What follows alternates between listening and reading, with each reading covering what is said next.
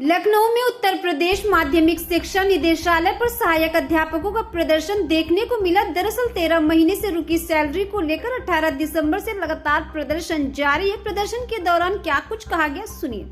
आप लोग 20 दिन से राजधानी लखनऊ में बैठे हुए हैं धरने पर, क्या है पूरा मामला? हम लोगों का वेतन 9/11/23 के शासनादेश से 16 महीने 9 दिन का वेतन दे करके हम लोगों की सेवा समाप्त कर दी गई। और जब सेवा समाप्त की गई तो उस समय उस शासनादेश में 1993 से लेकर अब तक नियुक्त सभी तदर्थ शिक्षकों की सेवा समाप्त की गई थी। और उसके बाद 8/7/2024 का शासनादेश आया मानदेय का। उस शासनादेश में भी यह लिखित था कि 1993 से लेकर के अब तक नियुक्त तदर्थ शिक्षकों पर यह शासनादेश लागू होगा। और शासन के अधिकारी जो IAS अधिकारी हैं, जिम्मेदार अधिकारी हैं, उन्होंने सुप्रीम कोर्ट में एफिडेविट दिया है कि 1993 से लेकर अब तक नियुक्त सभी तदर्थ शिक्षक एक समान हैं, सभी एक ही श्रेणी में हैं। लेकिन इन्होंने 26/9/2024 को एक संशोधन किया, एक शासनादेश निर्गत किया, जिसमें 1993 से लेकर 2000 तक के तदर्थ शिक्षकों को अलग कर दिया। उनको अलग करते हुए उनको वेतन निर्गत करने का आदेश कर दिया और हम लोगों को दूसरी श्रेणी में लाद दिया। उनको कहा कि ये योग्य हैं, इनको अयोग्य। जबकि हम लोग भी आज 24 साल से वेतन पा रहे हैं। 24 साल हो गया 2001 के बाद वेतन पा रहे हैं। तो कहीं ना कहीं अब हमने आँख से तो नहीं देखा है, लेकिन ये निश्चित है कि 2000 के पहले वाले मोटी रकम पैसा दे करके अधिकारियों को उनको अपना फिट कर ले गए हैं। इसलिए उनके लिए शासनादेश हो गया। हम लोगों को वेतन के लिए अभी तक शासनादेश नहीं हुआ।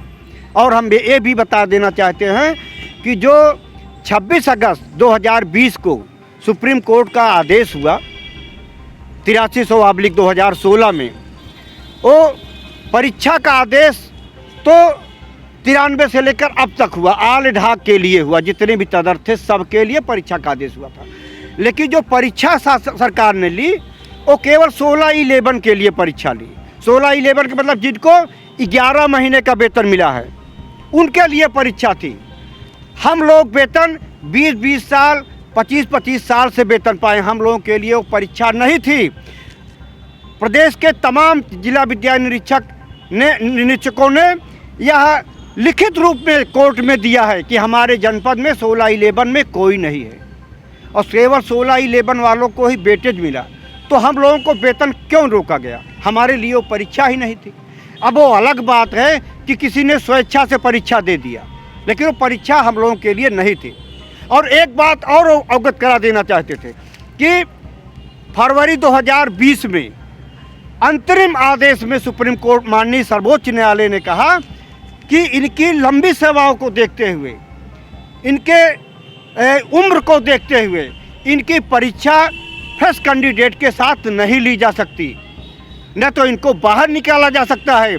सरकार कोई वर्केबल सलूशन लावे, लेकिन सरकार ने सलूशन में क्या दिया कि हाँ कि इनकी परीक्षा ली जाए, परीक्षा लेने की बात की, जबकि कोर्ट ने बिल्कुल कहा कि नहीं, परीक्षा नहीं ली जा सकती।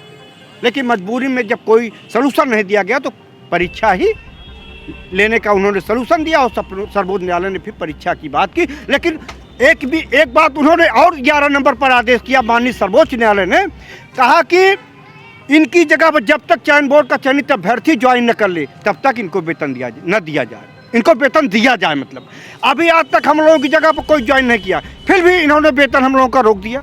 जब परीक्षा लिए तो हम लोगों की जगह पर भेज देते।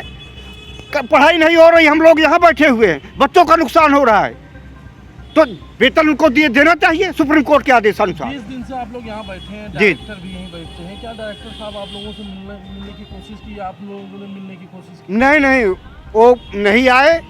और हमारे सामने भी कुछ दिन पहले प्रधानाचार्य परिषद का धरना लगा हुआ था, तो उसमें से कुछ प्रधानाचार्य जो बुजुर्ग थे वो डायरेक्टर साहब के पास गए, कहे कि हमारी बड़ी बेइज्जती होगी और आप चलिए ज्ञापन ले लीजिए। तो बड़े कहे सुने हो आकर के उनका ज्ञापन ले लिए, और लेकिन यहाँ पर वो नहीं आए।